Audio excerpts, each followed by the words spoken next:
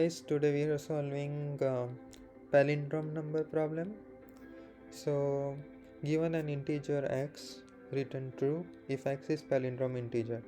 An integer is palindrome when it reads the same backward as forward. For example, 1 to 1 is palindrome while 1 to 3 is not. And for some more example, number 1 is palindrome if it's a single digit, it's palindrome. um, and negative numbers are not palindrome. So if we get anywhere negative, it means we need to return false.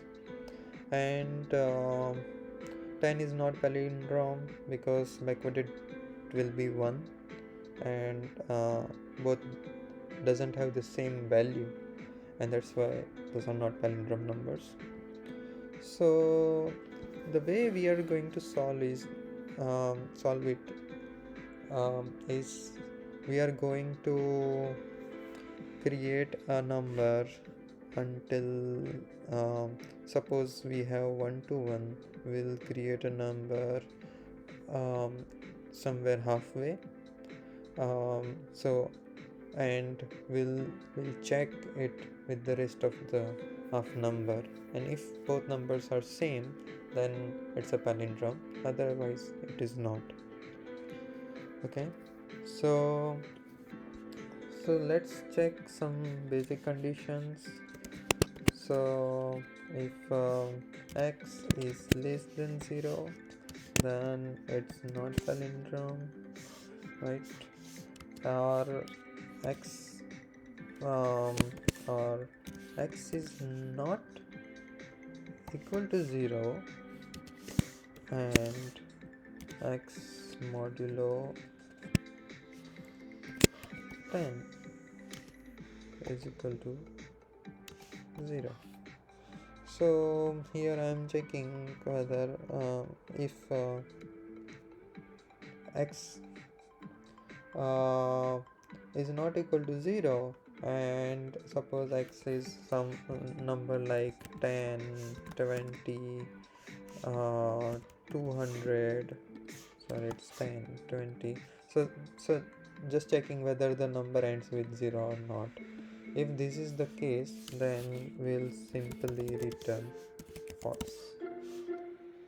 Okay, and then we'll take a new integer called reverse, and we how can we check that we have reached the halfway or not? So for that, what we are going to check is while x is greater than reverse.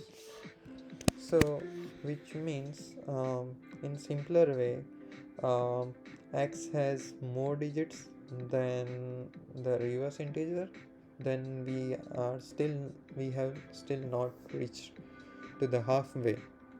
Okay, so reverse is equal to reverse into 10 plus the last digit of x is x modulo 10, right?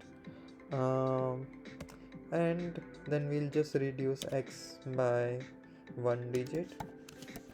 So I use shorthand expression of x is equal to x divided by 10, and at the end we need to check whether x is equal to reverse or x is equal to reverse divided by 10.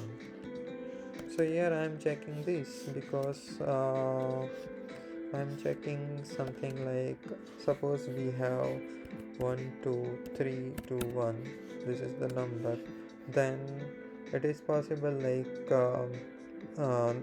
that in the reverse number we will get 1 2, and in the x we will have 1 2 3. My bad, we will have in the reverse, so this is reverse and this is x. So it is possible that somewhere we will get in the reverse 1 2 3, where in the x we will have only 12, then we are checking that if reverse divided by 10, which will be 12, is equal to x or not, because in the odd number of digits, um, we don't want to calculate this middle number because it can be part of both sets. We just want to compare 1 2 and 2 1. Okay, and when it's number something like this, then reverse will be 1 to 3 and x will be 1 to 3 and a half way, and then we will use this condition. So if any of this condition matches, we'll return true. Let's try running it. Okay, okay, let's try submitting it. Okay, now just to um I hope this will help you in understanding it clearly. We can print x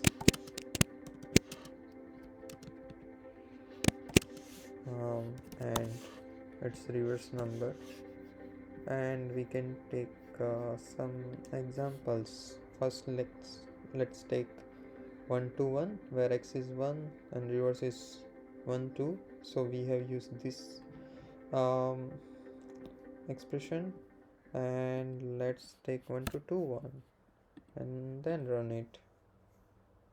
So here we got 1 2 1 2. So x is 1 2, reverse is 1 2. Because of this condition, we returned it true. Yeah, that's it for today's video. Yeah, I think I forgot to check which are the companies. Okay, we already checked. Okay, thank you for watching.